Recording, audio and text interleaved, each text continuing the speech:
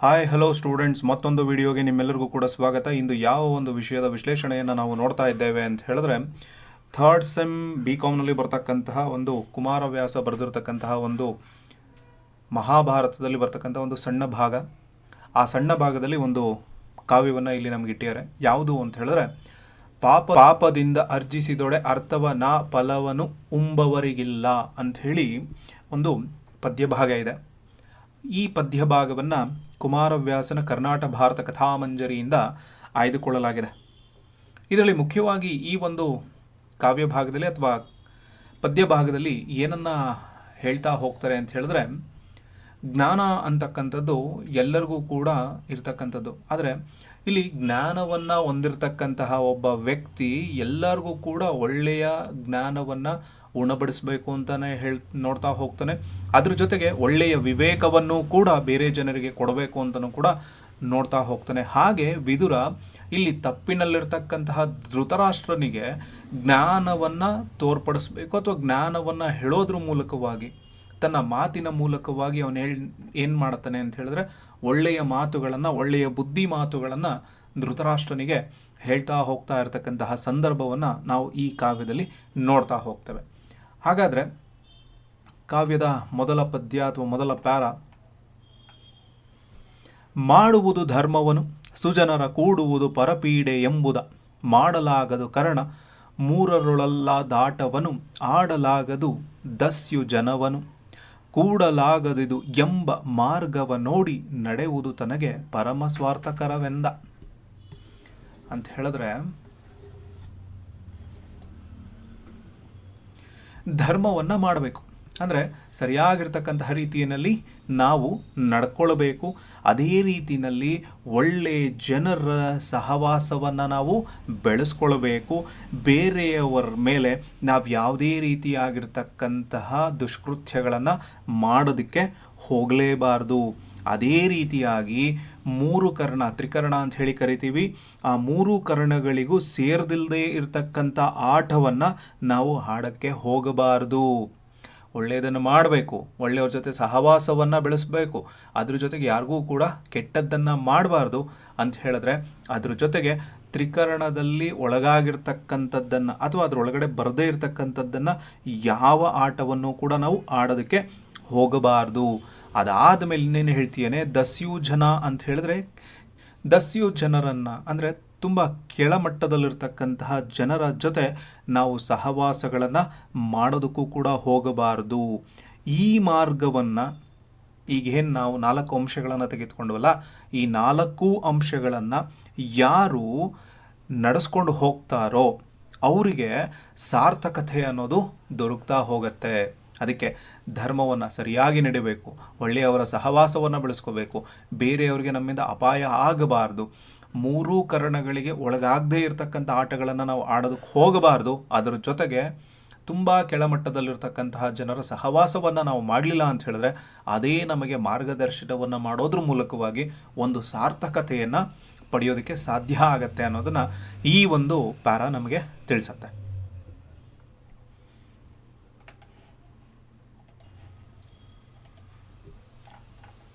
Next para, ತಾನು ಇದಿರು ಹಾಗೆ ಕೆಳೆ ವಿವೇಕ ಜ್ಞಾನವ ಅಜ್ಞಾನಗಳು ಇಹಪರ ಆನೆ ವೃದ್ಧಿಯ ಮಾರ್ಗದಲ್ಲಿ ತಾನೇಕೆ ಚಿತ್ತದಲ್ಲಿ, ದಾನ ಧರ್ಮ ಪರೋಪಕಾರ ವಿಧಾನ ದೀಕ್ಷಾ ಕರ್ಮನಿಷ್ಠರು ಮಾನನೀಯರಲೇ ಮಹೀಪತಿ ಕೇಳು ನೀನೆಂದ. ಹೇಳ್ತಾ ಹೋಗ್ತಾನೆ, ರಾಜ ಕೇಳು, ನಾನು ಎದುರು ಪಕ್ಷ, ದ್ವೇಷವಾಗಲಿ, ಸ್ನೇಹನಾದರೂ ಆಗಲಿ, ವಿವೇಕನಾದರೂ ಆಗಲಿ, ಅಜ್ಞಾನ ಆಗಲಿ, ಜ್ಞಾನ ಆಗಲಿ, ಇವೆಲ್ಲವೂ ಕೂಡ ಇಹಪರ ಅನಿವೃದ್ಧಿಗಳೇ. ಇವೆಲ್ಲವನ್ನು ಒಂದು ತದೇಕ ಚಿತ್ತದಿಂದ ಮಾಡ್ತಾ ಹೋಗ್ತಾ ಇರತಕ್ಕಂತಹ ಸಂದರ್ಭದಲ್ಲಿ ನಮಗೆ ದಾನ ಧರ್ಮ ಪರೋಪಕಾರಗಳನ್ನು ಮಾಡ್ತಕ್ಕಂತಹ ದೀಕ್ಷೆಯನ್ನು ತಾಳ್ಕೊಳ್ಳೋದ್ರ ಮೂಲಕವಾಗಿ ಆ ಕರ್ಮವನ್ನೇ ಮಾಡ್ತಾ ಇರ್ತಕ್ಕಂಥವ್ರು, ಅಂದರೆ ದಾನ ಧರ್ಮ ಒಳ್ಳೆಯ ವಿವೇಕವನ್ನು ಹೊಂದ್ಕೊಂಡು ಎಲ್ಲವನ್ನು ಮಾಡ್ತಾ ಇರ್ತಕ್ಕಂಥವ್ರು ಯಾರು ಅಂತ ಹೇಳಿದ್ರೆ ನಿಜವಾಗಿಯೂ ಕೂಡ ಮಾನನೀಯರೇ. ಯಾರು ಮಾನನೀಯರು ಅಂತ ಹೇಳಿದ್ರೆ ಹೆಂಗಸರು ಅಥವಾ ಸ್ತ್ರೀಯರು. ಇಂಥವರು ಒಳ್ಳೆಯ ಕೆಲಸಗಳನ್ನು ಮಾಡ್ತಾ ಹೋಗ್ತಾ ಇರ್ತಾರೆ, ನೀನು ಅದನ್ನು ಕೇಳಬೇಕು ಅಂತ ಹೇಳ್ಬಿಟ್ಟು ವಿದುರ ಯಾರಿಗೆ ಹೇಳ್ತಾನೆ? ಧೃತರಾಷ್ಟ್ರನಿಗೆ ಹೇಳ್ತಾನೆ. Next para. ದ್ಯೋತದಲ್ಲಿ ಮಧ್ಯದಲ್ಲಿ ಘನ ಕಂಡೂತಿಯಲಿ ನಿದ್ರೆಯಲಿ ಕಲಹ ವಿಘಾತಿಯಲಿ ಮೈಥುನದಲ್ಲಿ ಆಹಾರದಲ್ಲಿ ಬಳಿಸಂದು ಕೈತವದ ಉದ್ಯೋಗದಲ್ಲಿ ದುರ್ನೀತಿಯಲ್ಲಿ ಪರಸತಿಯರಲ್ಲಿ ಸಂಪ್ರೀತಿ ಬಲಿಯುವುದು ಬೆದಕ ಬೆದಕಲು ಭೂಪ ಕೇಳೆಂದ. ಅಂದರೆ ನಮಗೆ ಯಾವ ಸಂದರ್ಭದಲ್ಲಿ ಅತಿಯಾಗಿರ್ತಕ್ಕಂತಹ ಪ್ರೀತಿ ಅನ್ನೋದು ಬೆಳೀತಾ ಹೋಗ್ತಾ ಇರ್ತದೆ, ಅಂದರೆ ಒಂದು ವಿಷಯದ ಮೇಲೆ ನಮಗೆ ಯಾವ ಸಂದರ್ಭದಲ್ಲಿ ಅತಿಯಾಗಿರೋ ಪ್ರೀತಿ ಬೆಳೀತಾ ಹೋಗ್ತದೆ ಅನ್ನೋದನ್ನು ಈ ಒಂದು, ಅಂದರೆ ಅದು ಒಂದು ರೀತಿ ಕೆಟ್ಟದಾಗಿರ್ತಕ್ಕಂತಹ ರೀತಿಯಲ್ಲಿ ಬೆಳೆಯೋದನ್ನು ಇಲ್ಲಿ ವಿದುರ ಧೃತರಾಷ್ಟ್ರನಿಗೆ ಹೇಳ್ತಾ ಹೋಗ್ತಾನೆ. ಏನು? ದ್ಯೂತ. ದ್ಯೂತ ಅಂತ ಹೇಳಿದ್ರೆ ಜೂಜು ಅಥವಾ ಗ್ಯಾಮ್ಲಿಂಗ್ ಅಂತ ಹೇಳಿ ಕರಿತೀವಲ್ವಾ, ಅದು ನಾವು ಆಡ್ತಾ ಇರಬೇಕಾದಾಗ ಅದ್ರ ಮೇಲೆ ಪ್ರೀತಿ ಅನ್ನೋದು ಜಾಸ್ತಿ ಆಗ್ತಾ ಹೋಗ್ತಾ ಇರ್ತದಂತೆ. ಮಧ್ಯದಲ್ಲಿ ಈ ಕುಡಿತ ಈ ಥರ ಏನಾದರೂ ಇರುತ್ತಲ್ಲ, ಅಂತಹ ಸಂದರ್ಭದಲ್ಲಾಗಲಿ. ಘನ ಕಂಡೂತಿಯಲ್ಲಿ. ಘನ ಕಂಡೂತಿಯಲ್ಲಿ ಅಂತ ಹೇಳಿದ್ರೆ ನಮಗೆ ಮೈ ಕೈ ತುರಿಕೆ, ಅಂದರೆ ಕೆರ್ಕೊಳ್ತಾ ಇರ್ತೀವಿ ಅಂತ ಹೇಳ್ತೀವಲ್ವ, ಅವಾಗ ಏನೋ ಒಂದು ರೀತಿ ಆನಂದ ಅಂತ ಅನಿಸ್ತಾ ಇರುತ್ತೆ ತುರಿಕೆ ಆದಾಗ, ಅದನ್ನು ಕೆರಿತಾ ಇರಬೇಕು ಅಂತ ಹೇಳಿದಾಗ. ಆಮೇಲೆ ನಿದ್ರೆ. ನಿದ್ರೆ ಮಾಡ್ತಾ ಮಾಡ್ತಾ ಮಾಡ್ತಾ ಇದ್ದ ಹಾಗೆ ನಿದ್ರೆ ಮೇಲೆ ಇನ್ನೂ ಜಾಸ್ತಿ ನಮ್ಗೆ ಏನಾಗ್ತಾ ಇರುತ್ತೆ ಅಂತ ಹೇಳಿದ್ರೆ ನಿದ್ದೆ ಮಾಡಬೇಕು ಅಂತಲೇ ಪ್ರೀತಿ ಆಗ್ತಾ ಇರುತ್ತೆ. ಕಲಹ ಜಗಳ ಆಗ್ತಾ ಇರತಕ್ಕಂತಹ ಸಂದರ್ಭದಲ್ಲಿ. ಆಮೇಲೆ ವೈರತ್ವವನ್ನು ಮೂಡಿಸ್ಕೊಂಡಿರ್ತಕ್ಕಂತಹ ಸಂದರ್ಭದಲ್ಲಿ. ವಿಘಾತಿ ಅಂತ ಹೇಳಿದ್ರೆ ವೈರತ್ವ. ಈ ವೈರತ್ವವನ್ನು ಬೆಳೆಸ್ಕೊಂಡಿದ್ದಾಗಲೂ ಕೂಡ ಅದೇ ವೈರತ್ವವನ್ನು ಬೆಳೆಸಬೇಕು ಅಂತ ಹೇಳಿ. ಆಮೇಲೆ ಮೈಥುನ. ಮೈಥುನ ಇನ್ ದ ಸೆನ್ಸ್ ಸಂಭೋಗ, ಅಂದರೆ ಒಂದು ಹೆಣ್ಣು ಮತ್ತು ಗಂಡು ಸೇರ್ತಕ್ಕಂತಹ ಸನ್ನಿವೇಶ. ಆ ಸಂದರ್ಭದಲ್ಲೂ ನಮಗೆ ಪ್ರೀತಿ ಅನ್ನೋದು ಹೆಚ್ಚಾಗ್ತಾ ಹೋಗುತ್ತೆ. ಆಹಾರ, ಊಟ ಮಾಡಬೇಕಾದಾಗಲೂ ಕೂಡ ನಮ್ಮಲ್ಲಿ ಏನಾಗ್ತಾ ಇರುತ್ತೆ, ಆ ಪ್ರೀತಿ ಅನ್ನೋದು ಜಾಸ್ತಿ ಆಗ್ತಾ ಇರ್ತದೆ. ಇನ್ನೊಬ್ಬರಿಗೆ ಕೈತವದ ಉದ್ಯೋಗ ಅಂತ ಹೇಳಿದ್ರೆ ಮೋಸ ಮಾಡ್ತಕ್ಕಂಥದ್ದು, ಬೇರೆಯವರಿಗೆ ಮೋಸವನ್ನು ಮಾಡ್ತಕ್ಕಂಥದ್ದು. ಅದಾದಮೇಲೆ ದುರ್ನೀತಿ, ಅಂದರೆ ಒಳ್ಳೆಯ ಮಾರ್ಗವನ್ನು ಪಡ್ಕೊಳ್ಳೋದಲ್ಲೇ ಬೇರೆ ಮಾರ್ಗವನ್ನು ಹಿಡಿತಕ್ಕಂಥದ್ದು. ಆಮೇಲೆ ಒಂದು ಹೆಣ್ಣು, ಅಂದರೆ ನಮ್ಮ ಜೊತೆಯಲ್ಲಿರ್ತಕ್ಕಂಥ ಹೆಣ್ಣನ್ನು ಬಿಟ್ಟು ಇನ್ನೊಂದು ಹೆಣ್ಣಿನ ಮೇಲೆ ನಾವು ಕಣ್ಣನ್ನು ಹಾಕೋದು. ಇದು ಎಲ್ಲದರಿಂದಲೂ ಕೂಡ ನಮ್ಮಲ್ಲಿ ಅತಿಯಾಗಿರ್ತಕ್ಕಂತಹ ಪ್ರೀತಿ ಬೆಳೀತಾ ಹೋಗುತ್ತೆ. ಇವುಗಳನ್ನೆಲ್ಲ ಬೆದಕಿದಂತೆಲ್ಲ ಇದ್ರ ಮೇಲೆ ಆಸೆಯನ್ನು ತೋರಿಸೋದ್ರ ಮೂಲಕವಾಗಿ ಮತ್ತೆ ನಮ್ಮಲ್ಲಿ ಪ್ರೀತಿ ಅನ್ನೋದು ಬೆಳೀತಾ ಹೋಗುತ್ತೆ. ಅಂದರೆ ಸಿಂಪಲ್ಲಾಗಿ ಏನು ಹೇಳುತ್ತೆ ಅಂದರೆ, ಜೂಜಾಡೋದ್ರಲ್ಲಿ, ಕುಡಿಯೋದ್ರಲ್ಲಿ, ತುರಿಕೆಯಲ್ಲಿ, ನಿದ್ದೆ ಮಾಡೋ ಸಂದರ್ಭದಲ್ಲಿ, ಜಗಳ ಆಡೋದ್ರಲ್ಲಿ, ದ್ವೇಷವನ್ನು ಸಾಧಿಸೋದ್ರಲ್ಲಿ, ಸಂಭೋಗದಲ್ಲಿ, ಆಹಾರವನ್ನು ತಿನ್ನೋದ್ರಲ್ಲಿ, ಬೇರೆಯವ್ರಿಗೆ ಮೋಸ ಮಾಡೋದ್ರಲ್ಲಿ, ಆಮೇಲೆ ಒಳ್ಳೆಯ ನೀತಿಯನ್ನು ಇಟ್ಕೊಳ್ಳದೇ ಇರತಕ್ಕಂತಹ ಸಂದರ್ಭದಲ್ಲಿ, ಇನ್ನೊಂದು ಹೆಣ್ಣಿನ ಮೇಲೆ ಕಣ್ಣಾಗ್ತಕ್ಕಂತಹ ಸಂದರ್ಭದಲ್ಲಿ ನಮ್ಮಲ್ಲಿ ಕೆದಕಿದಂತೆ ನಮ್ಮಲ್ಲಿ ಏನಾಗ್ತಾ ಹೋಗುತ್ತೆ, ಪ್ರೀತಿ ಅನ್ನೋದು ಬೆಳೀತಾ ಹೋಗುತ್ತೆ. Next para.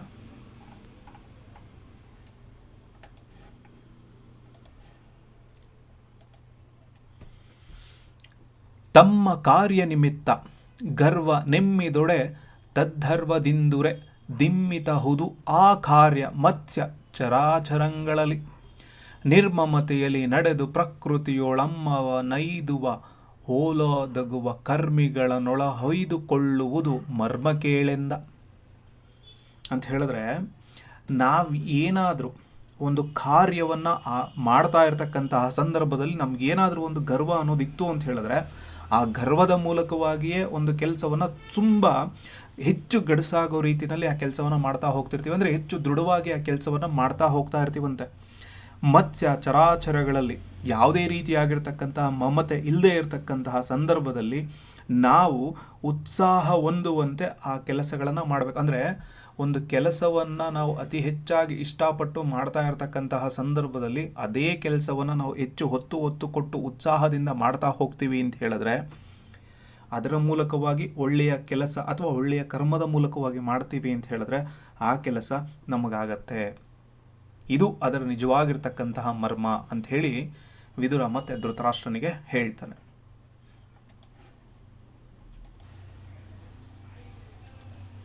Next para. ಬಲುಕರಿಸಿ ಭೂಮಿಯೊಳಗೆ ಒಂದು ಅಂಗುಲವನು ಒತ್ತಿದವಂಗೆ ಪಶು ಸಂಕುಲದೊಳು ಒಂದೇ ಗೋವನ ಅಪಹರಿಸಿದ ದುರಾತ್ಮಂಗೆ ಅಳುಪಿ ಕನ್ಯಾರತ್ನದ ಒಳಗೆ ಒಬ್ಬಳನು ಭೋಗಿಸಿದಂಗೆ ನರಕದೊಳು ಅಳಿವುದಲ್ಲದೆ ಬೇರೆ ಗತಿ ಇಲ್ಲೆಂದ ನಾ ಮುನಿಪ.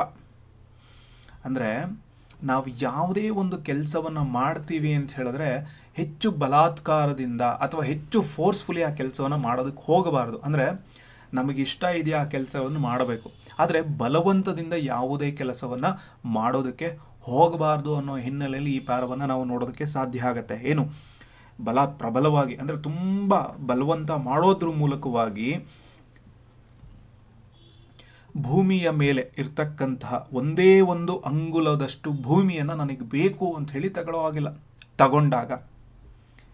ಆಮೇಲೆ ಈ ಪಶು ಸಂಕುಲ ಅಂತ ಹೇಳಿದ್ರೆ ಹಸುಗಳೆಲ್ಲ ಗುಂಪು ಕೂಡ್ಕೊಂಡಿರ್ತಾವಲ್ವ, ಅಂತಹ ಸಂದರ್ಭದಲ್ಲಿ ನನಗೊಂದು ಹಸು ಬೇಕು ಅಂತ ಹೇಳಿ ಅಲ್ಲಿಂದ ಒಂದು ಹಸುವನ್ನು ಅಪಹರಿಸ್ಕೊಂಡು ಹೋಗ್ಬಿಟ್ರೆ ಅದು ಸರಿ ಇರುತ್ತಾ? ಅದೂ ಸರಿ ಇರೋದಿಲ್ಲ.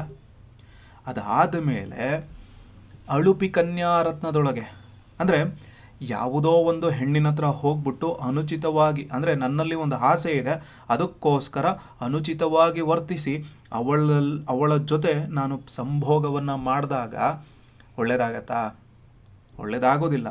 ಇದರಿಂದ ಇಂಥ ಕೆಲಸಗಳನ್ನು ಮಾಡಿರ್ತಕ್ಕಂಥವ್ರಿಗೆ ನರಕ ಅನ್ನೋದು ಬಿಟ್ಟು ಇನ್ಯಾವ ಗತಿಯೂ ಇಲ್ಲ. ಅಂದರೆ ನಾವು ಯಾವುದನ್ನು ಕೂಡ ನಾವೇ ಹೋಗಿ ಪಡ್ಕೊಳ್ಬಾರ್ದು, ಅದು ನಮ್ಮ ಜೊತೆಗೆ ಬರಬೇಕು ಅನ್ನೋ ಹಿನ್ನೆಲೆಯಲ್ಲಿ ಹೇಳ್ತಾರೆ. ಭೂಮಿಯ ಮೇಲೆ ಇರ್ತಕ್ಕಂಥ ಒಂದು ಅಂಗುಲದಷ್ಟನ್ನು ನಾವು ಬಲವಂತದಿಂದ ಪಡ್ಕೊಳಕ್ಕೆ ಹೋಗಬಾರ್ದು. ಒಂದು ಹಸು ಬೇಕು ಅಂತ ಅಪಹರಣ ಮಾಡೋಕ್ಕೆ ಹೋಗಬಾರ್ದು. ಒಂದು ಹುಡುಗಿ ಇಷ್ಟ ಅಂತ ಹೇಳಿಬಿಟ್ಟು ಅವಳ ಜೊತೆಗೆ ಅವಳ ಒಪ್ಪಿಗೆ ಇಲ್ದಲೇ ನಾವು ಸಂಭೋಗವನ್ನು ನಡೆಸೋದಕ್ಕೆ ಹೋಗಬಾರ್ದು. ಆಗಿತ್ತು ಅಂತ ಹೇಳಿದ್ರೆ ನಮಗೆ ನರಕ ಅನ್ನೋದು ಸಿಕ್ಕೇ ಸಿಗತ್ತೆ ಅನ್ನೋದನ್ನು ವಿದುರ ಮತ್ತೆ ಮತ್ತೆ ಹೇಳ್ತಾ ಹೋಗ್ತಾನೆ.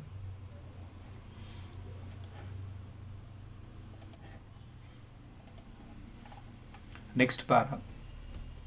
ನುಡಿದುದನ್ನು ಪೂರೈಸಿ ಕಾಲದ ಕಡೆಯ ಕಾಣಿಸಿ ಹೋಹವರ ಬೀಳ್ಕೊಡುತ್ತಾ ಹಳೆಯರನ ಆಪ್ತರನು ಮನ್ನಿಸುತ್ತ ತನ್ನುವನು ಹಿಡಿದು ಸೇವೆಯ ಮಾಡುವವರನು ಬಿಡದೆ ನಾನಾ ತೆರದ ಪದವಿಯ ಕೊಡುತ್ತಲಿಹುದಿದು ನೀತಿ ಚಿತ್ತೆ ಸೆಂದನ ಮುನಿಪ.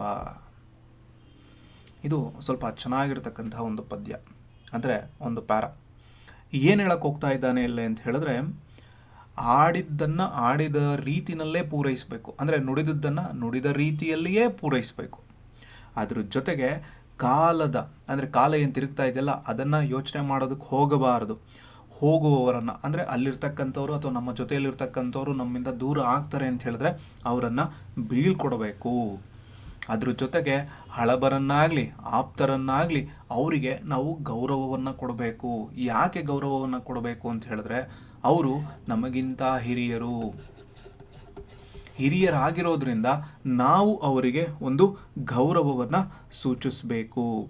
ಹಾಗೆ ನನ್ನನ್ನೇ ನಂಬ್ಕೊಂಬಂದಿರತಕ್ಕಂತಹ ವ್ಯಕ್ತಿಗಳು ಅಂತ ಯಾರಿರ್ತಾರಲ್ವ, ಅಥವಾ ನನ್ನನ್ನೇ ಆಶ್ರಯಿಸಿಕೊಂಡು ಬಂದಿರತಕ್ಕಂತಹ ವ್ಯಕ್ತಿಗಳಿರ್ತಾರಲ್ವ, ಅವರಿಗೆ ಯಾವತ್ತೂ ಕೂಡ ಸೇವೆಯನ್ನು ಮಾಡಬೇಕು. ಅದರ ಜೊತೆಗೆ ಅವರ ಕೈಯನ್ನು ಕೂಡ ನಾವು ಬಿಡಬಾರ್ದು. ಹೀಗೆ ನಾನಾ ಥರದ ಪದವಿಗಳನ್ನು ನಾವು ಕೊಡಬೇಕಾಗತ್ತೆ.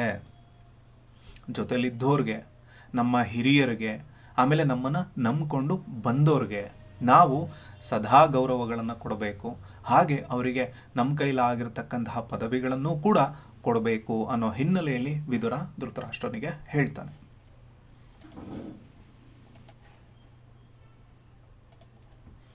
Next para. ಏಸು ಧರ್ಮದಲು ಅರ್ಜಿಸಿದ ಧನವೈಸು ಸಿರಿವರ್ಧಿಸುವುದರಿಂ ದೇಶ ಮಂಗಳ ಪುತ್ರ ಮಿತ್ರ ಕಳತ್ರವರಿ ವಿಜಯ ಪೈಸರಿಸುವುದು ಬಂದ ಬಳಿವಿಡಿ ದಾಸುರದ ಪದವೇದನ್ ಅರಿದು ಭೂಮಿಷ ಧರ್ಮವ ಇಡಿಯ ಧರ್ಮವ ಬಿಟ್ಟು ಕಳೆಯೆಂದ. ಇಲ್ಲಿ ಏನು ಹೇಳ್ತೀಯನೆ ಅಂತ ಹೇಳಿದ್ರೆ, ನಮಗೇನು ದಕ್ಕಬೇಕೋ ಅದು ದಕ್ಕತ್ತೆ. ಯಾವ ರೀತಿಲಿ ಇದ್ದಾಗ ದಕ್ಕತ್ತೆ ಅನ್ನೋದನ್ನ ಹೇಳಕ್ಕೆ ಹೋಗ್ತೀರ.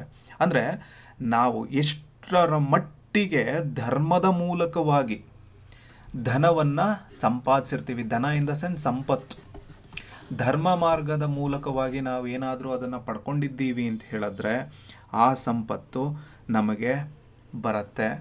ಆ ಸಂಪತ್ತು ನಮ್ಮನ್ನು ಅಭಿವೃದ್ಧಿಗೊಳಿಸುತ್ತೆ. ಯಾವಾಗ ಧರ್ಮ ಮಾರ್ಗದಲ್ಲಿ, ಅಂದರೆ ನೀತಿ ನಿಯಮಗಳನ್ನು ಇಟ್ಕೊಂಡು ಸಂಪಾದಿಸಿರ್ತಕ್ಕಂತಹ ಸಂಪತ್ತು ನಮ್ಮನ್ನು ಮೇಲ್ಮಟ್ಟಕ್ಕೆ ಬೆಳೆಸುತ್ತೆ.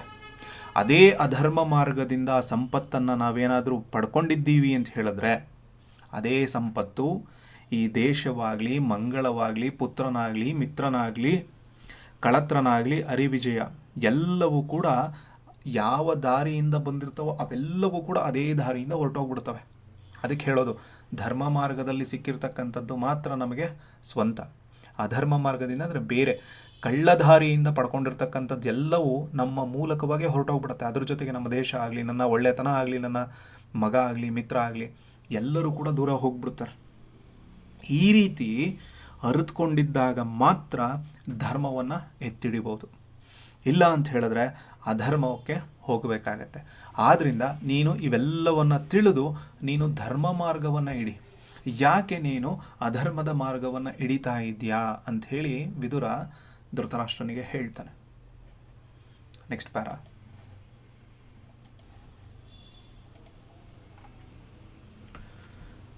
ಪಾಪದಿಂದ ಅರ್ಜಿಸಿದೊಡೆ ಅರ್ಥವ ನಾ ಫಲವನು ಉಂಬುವರಿಗಿಲ್ಲ, ಆ ಪಾಪ ಒಬ್ಬಂಗಪ್ಪುದಲ್ಲದೆ ವಿಷದ ಪಣಿಯಂತೆ. ಕಾಪಥವ ನಾಶ್ರಯಿಸಿ ಕೋಪಾಟೋಪದಿಂದುತ್ತಮರ ಸರ್ವ ಸ್ವಾಪಾಹಾರವ ಮಾಡಿ ಬದುಕುವುದು ಆವಗುಣವೆಂದ.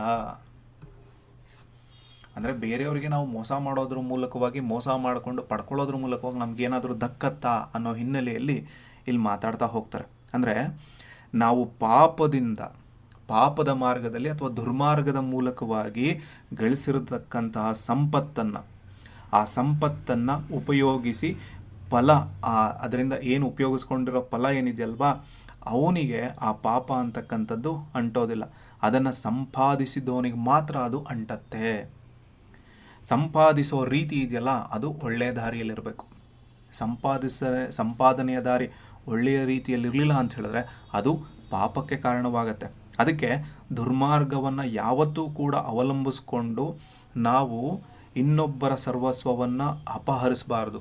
ಅದರಿಂದ ನಮಗೇನು ದಕ್ಕತ್ತೆ ಅಂದರೆ, ಒಳ್ಳೆಯ ದಾರಿನಲ್ಲಿ ನಾವು ಸಂಪಾದನೆಯನ್ನು ಮಾಡಿಕೊಂಡಾಗ ನಮಗೆ ಸಿಗತ್ತೆ.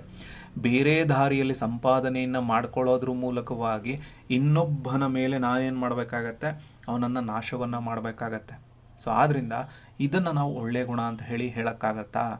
ಆದ್ದರಿಂದ ಒಳ್ಳೆಯ ಮಾರ್ಗವನ್ನು ಹಿಡಿಬೇಕು. ಆ ಮಾರ್ಗದಿಂದ ಒಳ್ಳೆಯ ಸಂಪಾದನೆಯನ್ನು ಮಾಡಬೇಕು. ಅದರ ಮೂಲಕವಾಗಿ ಎಲ್ಲರಿಗೂ ಕೂಡ ಕೊಡೋದಕ್ಕೆ ಸಾಧ್ಯ ಆಗತ್ತೆ. ದುರ್ಮಾರ್ಗದಿಂದ ಮಾಡ್ಕೊಂಡಿರ್ತಕ್ಕಂಥದ್ರ ಮೂಲಕವಾಗಿ ನಾವು ಅದರಿಂದ ಫಲವನ್ನು ಉಣ್ಣೋದಕ್ಕಾಗತ್ತಾ? ಸಾಧ್ಯನೇ ಇಲ್ಲ. ಅಂತಹ ಗುಣ ನಮಗೆ ಬೇಡ ಅಂಥೇಳಿ ಹೇಳ್ತೀನಿ.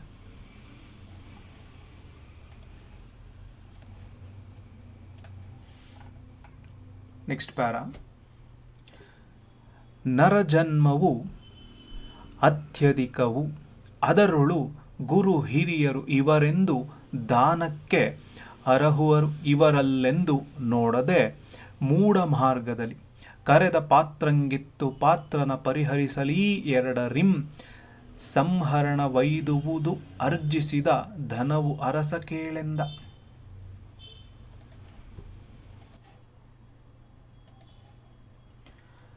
ಈ ಒಂದು ಪ್ಯಾರಾ ಏನು ಹೇಳುತ್ತೆ ಅಂತ ಹೇಳಿದ್ರೆ, ಯಾರಿಗೆ ಕೊಡಬೇಕು ಅಥವಾ ಯಾರಿಗೆ ಕೊಡಬಾರ್ದು ಅನ್ನೋ ರೀತಿನಲ್ಲಿ, ಅಂದರೆ ಯಾರಿಗೆ ಸೇರಬೇಕು ಯಾರಿಗೆ ಸೇರಬಾರ್ದು ಅನ್ನೋದನ್ನ ಹೇಳ್ತಾ ಹೋಗುತ್ತೆ. ಈ ನರಜನ್ಮ ಅಂದರೆ ಮನುಷ್ಯ ಜನ್ಮ ಅಂತಕ್ಕಂಥದ್ದು ಅತ್ಯಂತ ಪರಿಪೂರ್ಣವಾಗಿರ್ತಕ್ಕಂತಹ ಒಂದು ಸಂದರ್ಭ. ಆ ಸಂದರ್ಭದಲ್ಲಿ ನಾವು ಅಂಥ ಶ್ರೇಷ್ಠ ಜನ್ಮವನ್ನು ಪಡ್ಕೊಂಡಿರ್ತಕ್ಕಂತಹ ಸಂದರ್ಭದಲ್ಲಿ ಇವರು ಗುರುಗಳು, ಇವರು ಹಿರಿಯರು ಅಂಥೇಳಿ ಯಾರಿಗೆ ದಾನಕ್ಕೆ ಅರ್ಹರಿದ್ದಾರೋ ಅಂಥವರನ್ನು ವಿಚಾರ ಮಾಡಿ ನೋಡಬೇಕು. ಗುರುಗಳು ದಾನಕ್ಕೆ ಅರ್ಹರಿದ್ದಾರೋ, ಹಿರಿಯರು ದಾನಕ್ಕೆ ಅರ್ಹರಿದ್ದಾರೋ ಅನ್ನೋದನ್ನು ವಿಚಾರ ಮಾಡಬೇಕು. ನಾವು ವಿಚಾರ ಮಾಡಿದ ನಂತರ ಯಾರು ಅಪಾತ್ರರು, ಯಾರಿಗೆ ನಾವು ಈ ಒಂದು ದಾನವನ್ನು ಮಾಡಬಾರ್ದು ಅಂತ ಅನ್ನಿಸ್ಕೊಳ್ತಿರ್ತಕ್ಕಂಥ ಅಪಾತ್ರರು ಅಂತಿರ್ತಾರಲ್ವ, ಅವರನ್ನು ನಾವು ಗುರುತಿಸ್ಕೋಬೇಕು. ಅಂಥ ಅಪಾತ್ರರಿಗೆ ನಾವು ಇದನ್ನು ಕೊಡೋದಕ್ಕೆ ಹೋಗಬಾರದು. ಆದ್ದರಿಂದ ಈ ಎರಡೂ ಕಡೆಯಿಂದಲೂ ಸಂಪಾದಿಸಿದ ಧನಕ್ಕೆ ಎರಡರಿಂ ಸಂಹರಣವೈದುವುದು ಅರ್ಜಿಸಿದ, ಎರಡೂ ಕಡೆಯಿಂದ ಯಾವುದು ತಪ್ಪು ಯಾವುದು ತಪ್ಪಲ್ಲ ಅಂತ ಹೇಳಿ ಅಂದ್ಕೊಳ್ತಾ ಇದ್ದೀವಲ್ವಾ, ಆದ್ದರಿಂದ ಯಾವ ಮಾರ್ಗದಲ್ಲಿ ಅವನು ಪಡ್ಕೊಂಡಿದ್ದಾನೆ ಅನ್ನೋದನ್ನು ನೋಡಿಕೊಂಡು ಅಂಥವರಿಗೆ ನಾವೇನು ಮಾಡಬೇಕಾಗತ್ತೆ, ದಾನವನ್ನು ಮಾಡಬೇಕು. ಇಲ್ಲ ಅಂತ ಹೇಳಿದ್ರೆ ಆ ಸಂಪಾದಿಸಿರ್ತಕ್ಕಂತಹ ಧನವೂ ಕೂಡ ನಮ್ಮಿಂದ ನಾಶ ಆಗ್ತಾ ಹೋಗ್ತದೆ. ಆದ್ದರಿಂದ ಯಾರು ಅರ್ಹತೆಯನ್ನು ಹೊಂದಿದ್ದಾರೋ ಅಂಥವರಿಗೆ ಮಾತ್ರ ನಾವು ದಾನವನ್ನು ಮಾಡಬೇಕು. ದಾನವನ್ನು ಮಾಡ್ತಕ್ಕಂತಹ ಸಂದರ್ಭದಲ್ಲಿ ನಾವು ಅಪಾತ್ರರಿಗೆ ಮಾಡೋದ್ರಿಂದ ಆ ಧನದ ನಾಶವನ್ನು ನಾವು ನೋಡಬೇಕಾಗತ್ತೆ ಅನ್ನೋ ಹಿನ್ನೆಲೆಯಲ್ಲಿ ಈ ಒಂದು ಪ್ಯಾರಾವನ್ನು ಅರ್ಥ ಮಾಡ್ಕೊಳ್ಬೋದು. Next para.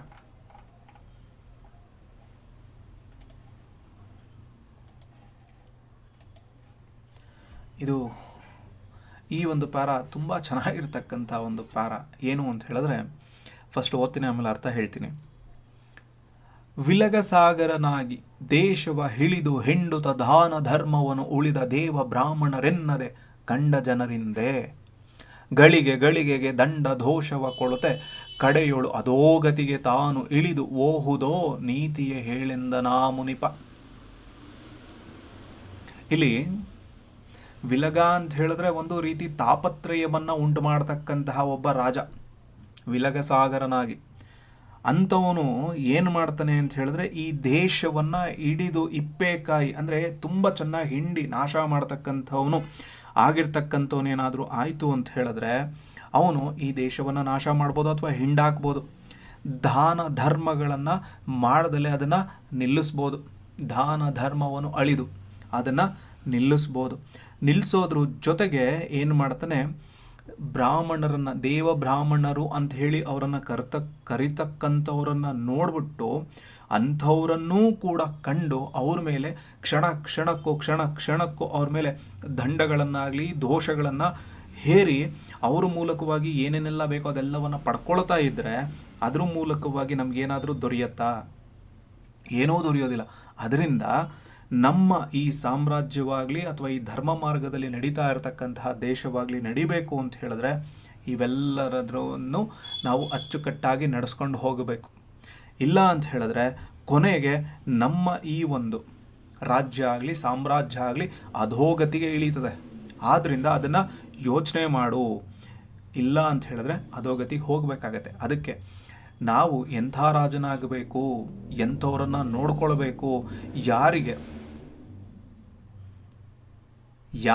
ನಾವು ದೋಷಗಳನ್ನು ಹಾಕಬಾರ್ದು, ತೆರಿಗೆಗಳನ್ನು ಹಾಕಬಾರ್ದು ಅಂಥೇಳಿ ಯೋಚನೆ ಮಾಡಿಕೊಳ್ಬೇಕು. ಯೋಚನೆ ಮಾಡಿಕೊಳ್ಳಿಲ್ಲ ಅಂತ ಹೇಳಿದ್ರೆ ನಾವು ನಮ್ಮನ್ನೇ ಅಧೋಗತಿಗೆ ತಳ್ಳಿಬಿಡತ್ತೆ ಅನ್ನೋದನ್ನು ಹೇಳ್ತಾ ಇದ್ದಾನೆ. Next para.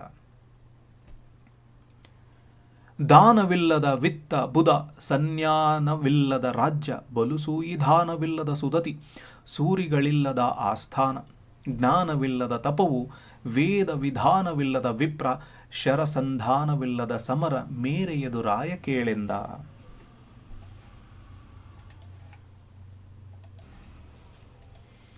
ಇಲ್ಲಿ ಏನು ಹೇಳ್ತೀಯನೆ, ದಾನವಿಲ್ಲದ ವಿತ್ತ ಅಂದರೆ ದಾನವನ್ನೇ ಮಾಡದಲೇ ಇರತಕ್ಕಂತಹ ಒಂದು ಸಂಪತ್ತು.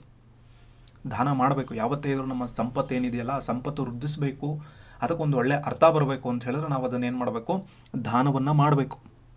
ಇಲ್ಲ ಬುಧ ಸನ್ಯಾನ ಅಂತ ಹೇಳಿದ್ರೆ ದೇವತೆ ಅಥವಾ ಪಂಡಿತ ಇಲ್ಲದೆ ಇರತಕ್ಕಂಥ ರಾಜ್ಯನೂ ಕೂಡ ನಾಶವಾಗ್ಬೋದು. ಸುಯಿದಾನವಿಲ್ಲದ ಅಂದರೆ ಆ ರಾಜ್ಯವನ್ನು ಕಾಯ್ತಾ ಇರತಕ್ಕಂತಹ ಪಹರೆಯವನೇನಾದರೂ ಇಲ್ಲ ಅಂತ ಹೇಳಿದ್ರೆ ಆ ರಾಜ್ಯವನ್ನು ನಾವು ನೋಡೋದಕ್ಕಾಗೋದಿಲ್ಲ.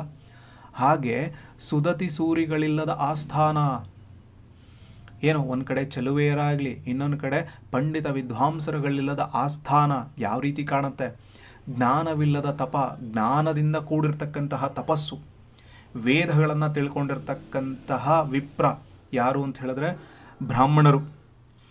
ಅದ್ರ ಜೊತೆಗೆ ಶರಸ್ಸುಗಳಿಲ್ಲದೆ ಇರತಕ್ಕಂತಹ ಒಂದು ಯುದ್ಧ, ಇವ್ಯಾವುದನ್ನು ಕೂಡ ನಾವು ಅಂದರೆ ಯಾವುದೂ ಕೂಡ ಶೋಭಿಸೋದೇ ಇಲ್ಲ, ಎಲ್ಲವೂ ಕೂಡ ಇರಬೇಕು. ದಾನಕ್ಕೆ ಅರ್ಥ ಯಾವಾಗ ಬರುತ್ತೆ ಅಂತ ಹೇಳಿದ್ರೆ ಆ ಸಂಪತ್ತನ್ನು ದಾನ ಮಾಡಿದಾಗ. ಹಾಗೆ ನಮ್ಮಲ್ಲಿರ್ತಕ್ಕಂತಹ ದೇವತೆ ಅಥವಾ ಪಂಡಿತರು ಆ ಸ್ಥಾನದಲ್ಲಿರಬೇಕು, ಪಹರೆಯವರಿರಬೇಕು, ಚಲುವೆ ಪಂಡಿತರು ಇರಬೇಕು, ತಪಸ್ಸು ಜ್ಞಾನದಿಂದ ಕೂಡಿರಬೇಕು, ಬ್ರಾಹ್ಮಣರು ವೇದಾಧ್ಯಯನಗಳನ್ನು ಕಲ್ತ್ಕೊಂಡಿರಬೇಕು, ಯುದ್ಧದಲ್ಲಿ ಶರಸ್ಸುಗಳಿರಬೇಕು ಅಥವಾ ಶಸ್ತ್ರಗಳಿರಬೇಕು. ಇದು ಯಾವುದೂ ಇಲ್ಲ ಅಂತ ಹೇಳಿದ್ರೆ ಶೋಭೆನೇ ಬರೋದಿಲ್ಲ ಅನ್ನೋ ಹಿನ್ನೆಲೆಯಲ್ಲಿ ಈ ಪ್ಯಾರವನ್ನು ಹೇಳ್ತಾ ಹೋಗ್ತಾನೆ. ಅಂದರೆ ಧೃತರಾಷ್ಟ್ರನಿಗೆ ವಿದುರ ಯಾವ ರೀತಿಯಾಗಿರ್ತಕ್ಕಂತಹ ಒಂದು ಧರ್ಮ ಮಾರ್ಗವನ್ನು ಇಲ್ಲಿ ತೋರಿಸ್ತಾ ಹೋಗ್ತಾ ಇದ್ದಾನೆ. ಇದೇ ಧರ್ಮ ಮಾರ್ಗವನ್ನು ನಾವು ಕೂಡ ಅನುಸರಿಸಬೇಕಾಗತ್ತೆ ಅನ್ನೋ ಒಂದು ಹಿನ್ನೆಲೆಯಲ್ಲಿ ಈ ಪದ್ಯವನ್ನು ನಾವು ತಿಳ್ಕೊಳ್ಳೋದಕ್ಕೆ ಸಾಧ್ಯತೆ ಇದೆ. Thank you.